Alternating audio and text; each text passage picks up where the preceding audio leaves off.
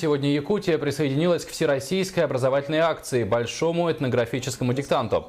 В республике для его проведения организовали 200 площадок. Тест включал в себя 30 вопросов, посвященных географии, этнографии, культуре, традициям и языкам народов России.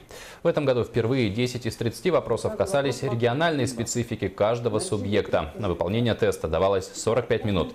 В Намском районе свои знания проверили более 500 человек. Среди них порядка 60 ученики второй школы в Намцах. В этом году я впервые участвовала. Очень интересные вопросы. Сложные бывали, некоторые не очень. Очень волновалась. Всего было 30 вопросов. Думаю, ответила на 20 из них. В якутский этнографический диктант написали на 20 площадках. Около 70 человек пришли в Дом дружбы народов имени Кулаковского. Среди них традиционно были представители национальных общин.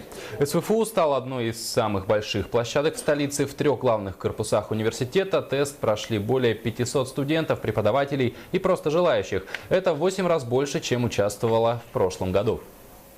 В прошлом году тоже участвовала.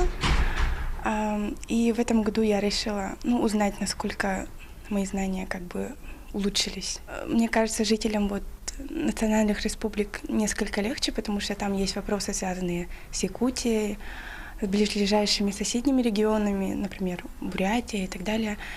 И вообще-то за счет этого, мне кажется, нам легче, да.